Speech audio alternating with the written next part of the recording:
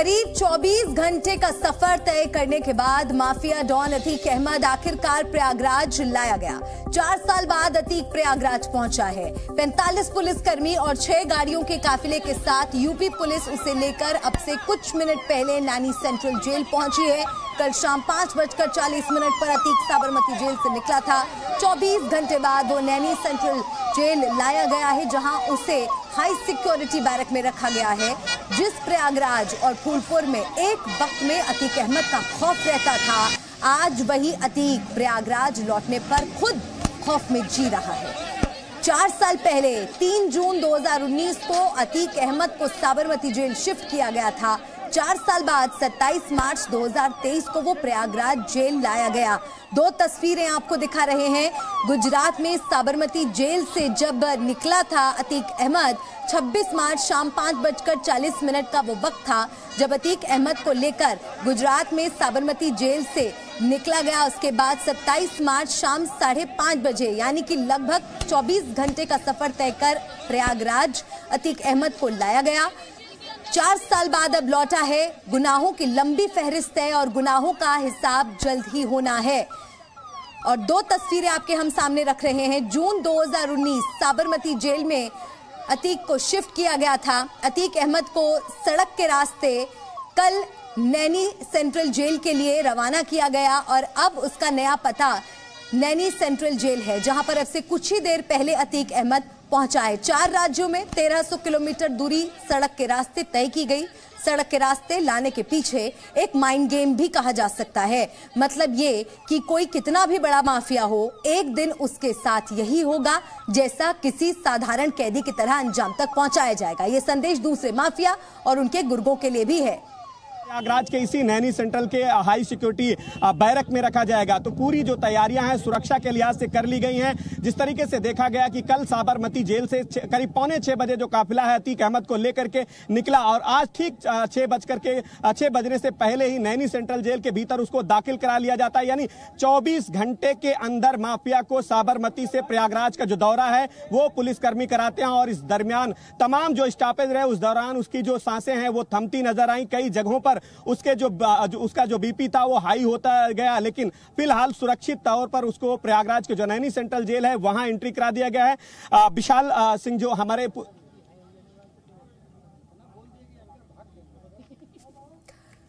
तो सड़क के रास्ते प्रयागराज लेकर आया गया अतीक अहमद को। रास्ते में लंबा चौड़ा काफिला अतीक अहमद का निकला, जहां पर 45 पुलिसकर्मी उस काफिले का हिस्सा रहे और साथ ही अतीक अहमद की बहन भी उस काफिले के पीछे रही, क्योंकि बार बार वो इस बात का अंदेशा जता रही थी कि मेरे भाई की मौत भी हो सकती है, उसका एनकाउंटर किया जा सकता है। लेकिन जो एक बड़ा संदेश गया वो ये दूसरे माफिया और उनके गुर्गों के लिए। सड़क पर लगातार 24 घंटे एक काफिले का इस तरह से चलना एक तरह से इस बात की घोषणा है कि ध्यान से देख लें, अपराधियों का मनोबल हर हाल में कुचला जाएगा। जाहिर है ये तस्वीरें देखकर क्रिमिनल के मन में भय होगा, जबकि आम आदमी के मन में कानून व्यवस्था को लेकर भरोसा बहाल होगा। मौलिक धनेचा जी मीडिया संवाददाता हमारे साथ जुड़ गए हैं। मौलिक, आप लगातार इस काफिले के साथ रहे और हम दर्शकों को यही बताने की कोशिश कर रहे हैं कि किस तरह से इन तस्वीरों ने, इस व्यवस्था ने आम आदमी के मन में कानून व्यवस्था को लेकर भरोसा बहाल किया है।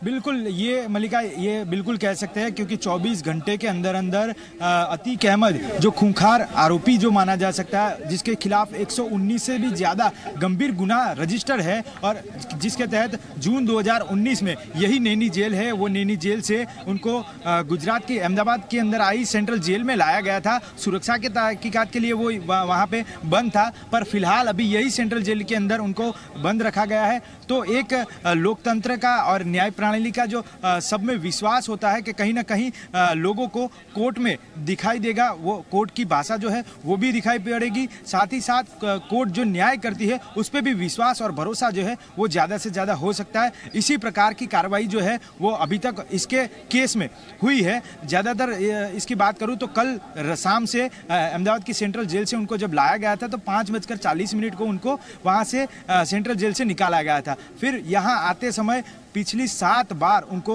रोका गया है। वो ही खाली बात मौलिक, है। मैं लौटूंगी आपके पास। विशाल रघुवंशी मेरे एक और सहयोगी जुड़ गए हैं साथ में। विशाल, क्या जानकारी? सिक्योरिटी बैरक, देखिए हाई सिक्योरिटी बैरक और बैरक में फर्क होता है, और इसके साथ साथ देखिए सबसे महत्वपूर्ण यह है कि अशरफ भी यहीं रहेगा, उसका बेटा जो तन्हाई बैरक में है वो भी यहीं पर है, लेकिन तीनों एक दूसरे से मिल नहीं पाएंगे। और यहाँ पर मेडिकल होने के बाद उसको यहाँ पर जेल में रखा जाएगा, और कल सुबह 10 बजे के आसपास या 10:30 के आसपास जब कोर्ट की जो सुनवाई शुरू होगी तब जो है उसको यहाँ से लेकर जाएंगे और साथ में अशरफ को भी लेकर जाएंगे। अतीक को शायद इस बात का आज पछतावा भी होगा कि पहली बार जब अपराध करके इस जेल पहुंचा था, शायद अगर सुधर गया होता तो आज उसको सजा के अंजाम तक नहीं पहुंचना होता। जिस तरीके से रात की जो उसकी नींदें हैं वो हराम हुई हैं, जिस तरीके से नींदें नहीं हैं, तो कहीं ना कहीं से एक अगर सबक लिया होता पहले तो आज इस अंजाम तक नहीं पहुंचना होता। देखिए बिल्कुल, अतीक की अगर हम बात करते हैं तो अतीक को मैंने बहुत करीब से कवर किया है।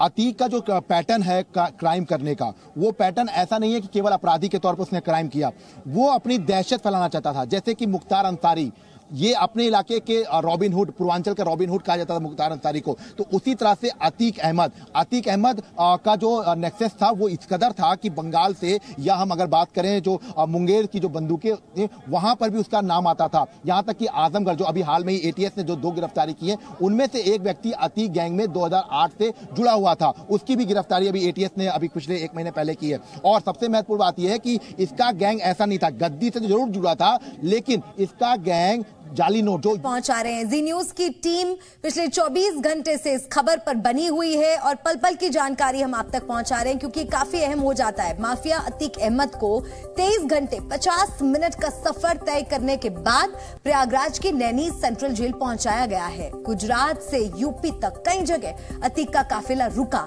जी मीडिया की टीम भी लगातार काफिले के साथ चलती रही। इस सफर में कई बार अतीक की धड़कनें बढ़ी और कई बार वो अपना माफिया वाला रौब भी दिखाता नजर आया।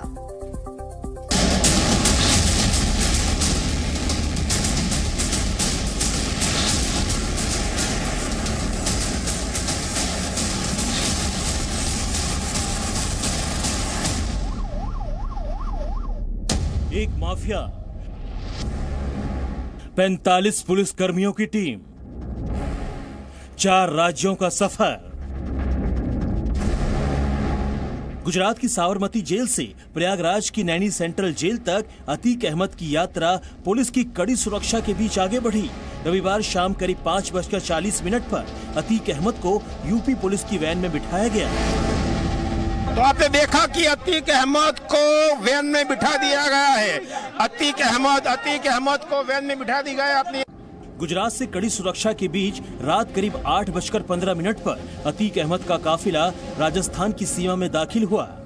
यहां से आगे बढ़ते हुए रात करीब 10:15 पर पुलिस की टीम अतीक को लेकर उदयपुर पहुंची और यहां एक पेट्रोल पंप पर रुके। गुजरात से अतीक अहमद को लेकर अभी उदयपुर पहुंचे हैं।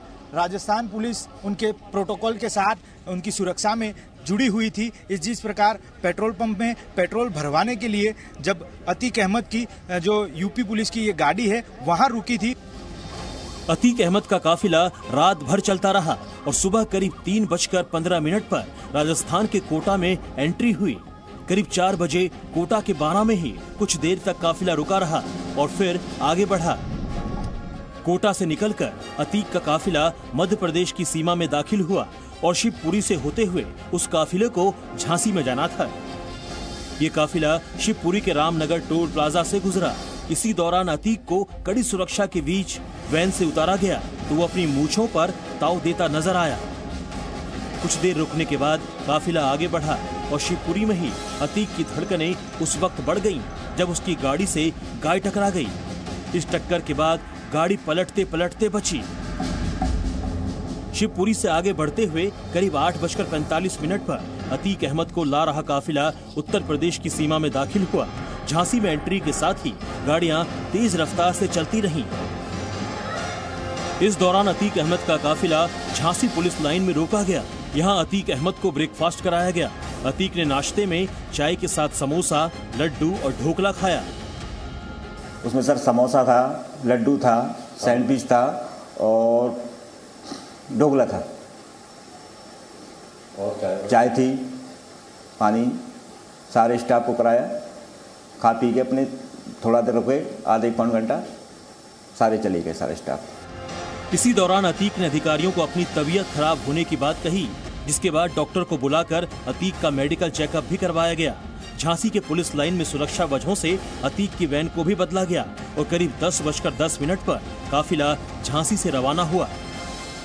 5 समय अहमदाबाद से यहाँ तक आते समय रुका हुआ था, तो एक बार फिर से उसकी कंप्लेन थी कि उसका थोड़ा शरीर की तबीयत जो है वो खराब दिखाई दे रही है और इसी की वजह से वो यहाँ से जांच करवाना चाहता था। तो रेलवे पुलिस लाइन जो है वो पुलिस लाइन पे आया गया और वहाँ लगभग 1-8 घंटा रुका और उनका जो मेडिकल जाँच है वो भी करवाया गया और अब फिलहाल उनको अभी थोड़ा बहुत तबीयत में सुधार दिखाई देते ही पुलिस एस्कॉर्ट के साथ 6 अलग-अलग गाड़ियां, जो 3 गाड़ियां अहमदाबाद आई थी वो और यहाँ की लोकल जो एस्कॉर्ट टीम है उसके साथ अभी सुरक्षा के साथ एस्कॉर्ट टीम के साथ अतीक अहमद को फिर से बुलंदशहर की ओर से ले जाया जा रहा है।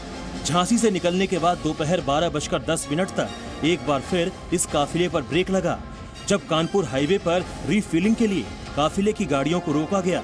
हालांकि यहाँ अतीक अपनी वैन से बाहर नहीं निकला। अतीक अहमद को जो है यहाँ पर रोका गया है अभी, चूंकि डीजल पेट्रोल लिया जा रहा है, तो ऐसे में ये तस्वीरें हैं और ये तस्वीरें आप देख सकते हैं कि इस वक्त जो है अतीक अहमद इसी वैन में ही है और यहाँ पर फिलहाल आपको बता दें कि यहाँ पर जो है अतीक अहमद जो है यहाँ पर मौजूद है और यहाँ पर आप देख सकते हैं कि तमाम जो लोग हैं वो इस वक्त अतीक अहमद को लेकर जो है यहाँ से जो है रहे हैं और आप तस्वीरें देख सकते हैं। ये तस्वीरें बेहद खास हैं और आप देख सकते हैं कि देखिए ये आप देख सकते हैं कि यहाँ देखिए पूरा देखिए बैग लगा दिया गया ताकि कोई भी जो है अतीक को जो है न देख सके। आप देख सकते हैं कि ये तस्वीरें हैं।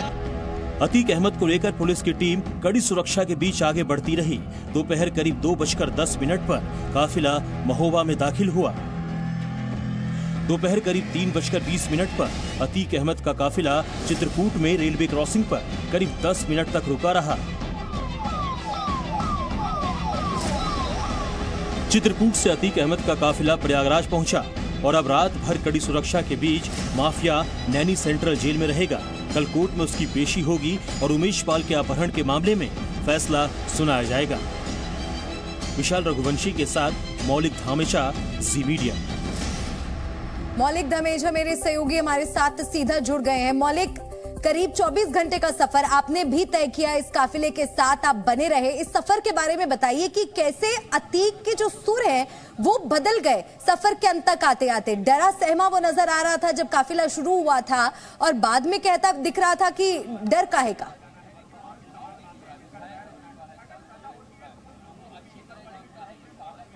बिल्कुल, उनका कहीं ना कहीं डर जो है वो वाकई दिख रहा था, उसके फेस पर दिख रहा था। अतीक अहमद को जब 5:40 को अहमदाबाद की सेंट्रल जेल से निकाला गया था, तब एक प्रश्न पूछा गया था मीडिया की ओर से। तब उन्हें बताया था कि मेरा हत्या का एक षड्यंत्र जो है वो पुलिस ने किया गया है और सीधे सीधे फिर उनको कहीं ना रुकने पाए। इस प्रकार की पूरी जो फौज थी वो पुलिस की कार्रवाई थी, सुरक्षा के साथ उनको ले जाया जा रहा था नैनी जेल की ओर। तब जाके 7 बार जो उनको रुकाया था, तो एक बार जब कानपुर से आगे बढ़ रहे थे तब खुले खेत में उनको वॉशरूम जाने के लिए जब परमिशन दी गई, तब उनको एक क्वेश्चन किया गया था। तब उनका मुंह जो है वो दिखने जैसा हुआ था। कहीं ना कहीं जब उनका जो फेस था वो फेस रीडिंग करते बिल्कुल उनके ऊपर नजर आ रहा था कि उनको कहीं ना कहीं उनके ऊपर प्रेशर है, उनके ऊपर ये दबाव है कि उनका कहीं हत्या ना हो जाए, उनकी कहीं मर्डर होने की संभावना जो है उनके फेस पर दिख रही थी। इसीलिए तो उन्होंने ये नैनी जेल से जून 2019 से अहमदाबाद सेंट्रल जेल में भर्ती करने के लिए एक याचिका भी दर्ज करवाई थी और याचिका से आज जो है उनको ट्रांसफर वारंट से आधार पर फिर से नैनी जेल पे लाया गया था। कल देखना यह है कि 28 तारीख को उनके और उनके भाई को जब जेल में से निकालकर सीधा कोर्ट में पेशकश होगी, उनकी सुनवाई होगी, तो सुनवाई के बाद अदालत की ओर से क्या जो निर्णय आता है वो निर्णय की ओर से सबका मान बढ़ता है, लोकतंत्रता है, उसका समय जो है वो बचता है और सही में निर्णय होने के बाद लोगों को न्याय प्रणाली के ऊपर एक भरोसा और विश्वास जो है वो भी आएगा। बिल्कुल, सबसे महत्वपूर्ण बात आपने यही कही। अब सभी की नजर इस बात पे टिकी है कि अदालत अपना क्या फैसला सुनाता है। बहुत शुक्रिया मौलिक जानकारी पहुंचाने के लिए। राहुल गांधी को बंगला खाली करने का आदेश दिया गया है। दिल्ली में 12 तुगलक लेन वाला घर राहुल गांधी को खाली करना होगा। 22 अप्रैल तक राहुल को घर खाली करना होगा। लोकसभा की हाउसिंग कमेटी ने राहुल गांधी को ये नोटिस जारी किया है। राहुल की संसद सदस्यता रद्द होने के बाद ये नोटिस राहुल गांधी को दिया गया है, यानी कि लोकसभा की हाउसिंग कमेटी की तरफ से यह नोटिस दिया गया है कि 22 अप्रैल तक राहुल को अपना घर खाली करना होगा। दिल्ली से जी मीडिया संवाददाता रविंद्र कुमार हमारे साथ जुड़ गए हैं। रविंद्र, एक और झटका राहुल गांधी के लिए, पहले सांसदी जाती है और अब घर भी खाली करना होता है और डेडलाइन भी बहुत दूर नहीं, 22 अप्रैल। बिल्कुल, देखिए, किसी भी संसद सदस्य की सदस्यता जाती है, चाहे वो चुनाव हार जाता है या फिर वो किसी रूप में अयोग्य घोषित कर दिया जाता है, तो हाउसिंग कमेटी, चाहे वो लोकसभा का हो या फिर राज्यसभा का, अगर किसी सदस्य की जाती है तो राज्यसभा की हाउसिंग कमेटी, ये उसका कानूनी पहलू है, उसका पालन करना पड़ता है कमेटियों को। और इसलिए राहुल गांधी की सदस्यता 23 मार्च की चली गई है और ये कमेटी ने, जब लोकसभा सेक्रेटेरिएट ने अयोग्य घोषित करने का नोटिफिकेशन जारी कर दिया, तो हाउसिंग कमेटी ने नोटिस भेजा है राहुल गांधी को। उनके ऑफिस को भेज दिया गया कि उनका जो बंगला है 12 तुगलक लेन, उसे अगले 1 महीने के अंदर, यानी 22 अप्रैल तक, ये 23 मार्च से ही लागू हो गया। 23 मार्च जिस दिन सूरत कोर्ट ने उनको अयोग्य घोषित किया है, उसी दिन से ये लागू हो गया कि उस दिन से 1 महीना यानी 22 अप्रैल तक आपको ये बंगला खाली करना होगा, जो आपको 17वीं लोकसभा सदस्य के रूप में इस बंगला अलॉट हुआ था। और ये भी उस नोटिस में कहा गया है, जो जानकारी के अनुसार, कि 23 अप्रैल से वो बंगला कैंसिल माना जाएगा। अगर आप खाली नहीं करते हैं 22 अप्रैल तक, तो 23 अप्रैल से वो बंगला कैंसिल हो जाएगा। तो कहीं ना कहीं अब राहुल गांधी के लिए ज़बरदस्त झटका है। पहले उनके भले ही सेंटेंस पर 1 महीना का रोक लगी हो, उसी तरह से बंगला खाली करने के लिए भी मात्र 1 महीने के लिए मोहलत मिली है राहुल गांधी को। अब उनको पास एक ही विकल्प है, अपनी जो संसद सदस्यता बचाने के लिए जो कोर्ट में अगर जाते हैं, ऊपरी कोर्ट में जाते हैं, वहाँ किसी तरह से स्टे मिलता है तो उनकी सदस्यता भी बच सकती है और बंगला भी बच सकता है। लेकिन जिस तरह से अभी कांग्रेस मोर्चा खोले हुए है, कोर्ट का दरवाजा नहीं खटखटा रहा है, और राहुल गांधी जब कह रहे हैं कि हम माफ़ी नहीं मांग सकते, सावरकर नहीं गांधी हैं, ऐसे हालात में लगता है कि उनको ये बंगला 22 अप्रैल तक खाली करना पड़ेगा, क्योंकि 23 अप्रैल को ये बंगला स्वतः ही कैंसिल हो जाएगा जो नियमों के अनुसार।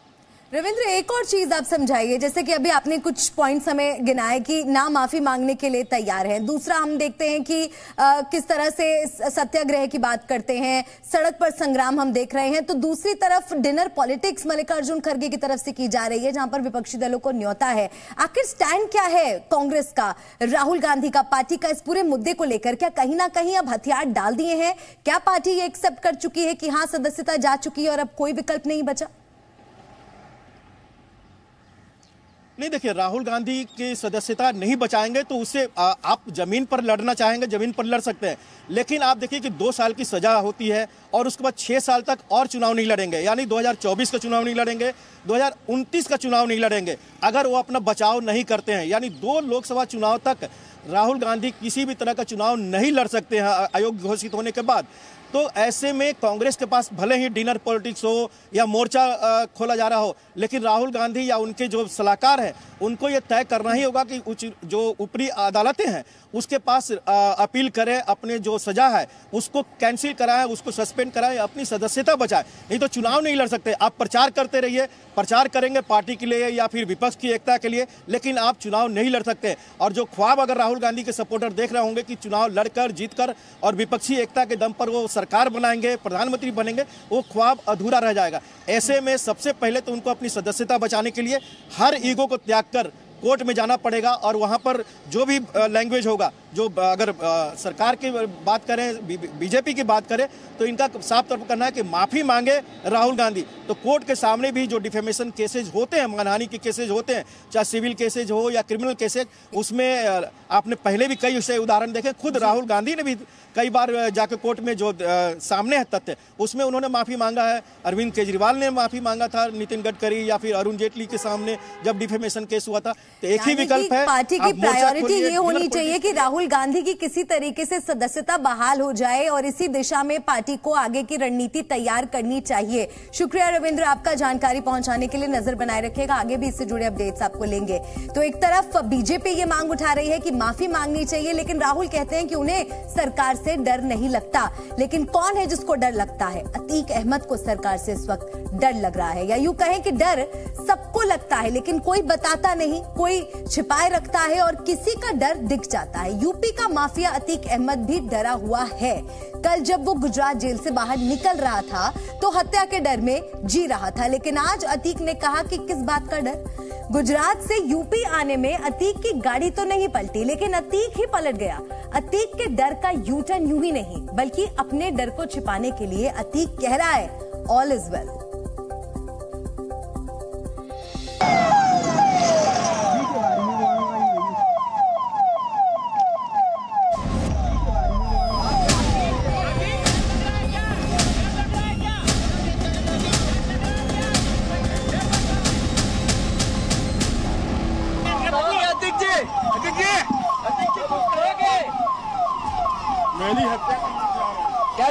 मेरी हत्या करना चाह रहे हैं। मेरी हत्या आलिस डर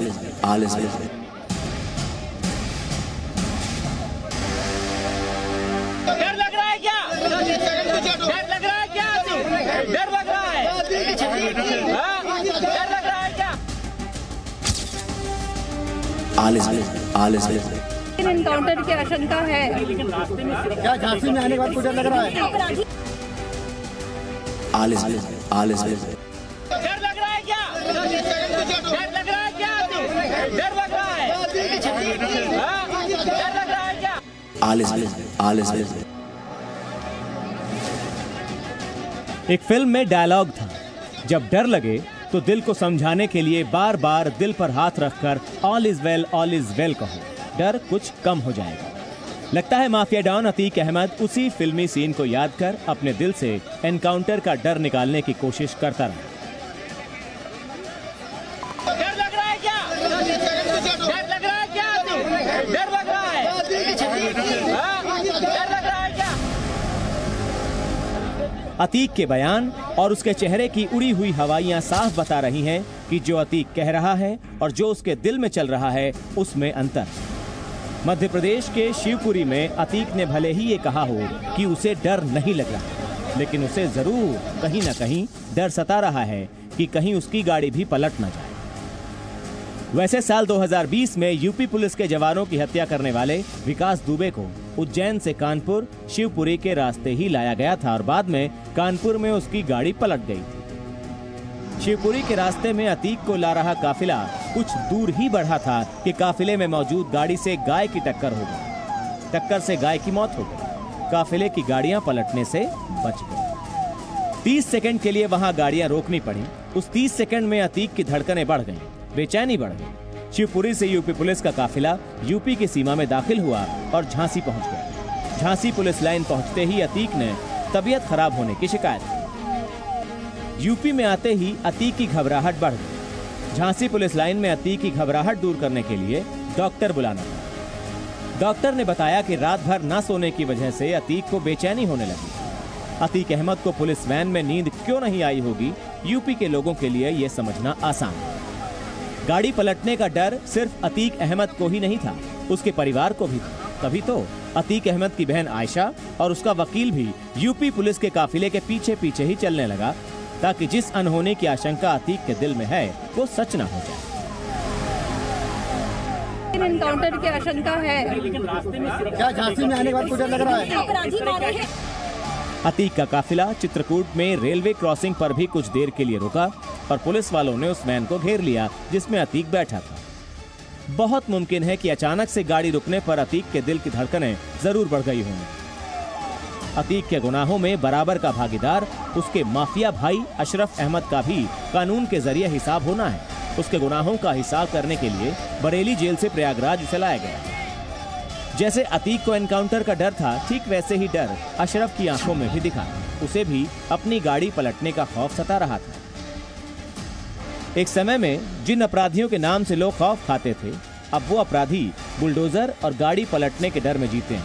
उत्तर प्रदेश में अपराध करने वाले माफिया में कानून का डर यूपी की मजबूत कानून व्यवस्था का प्रतीक है।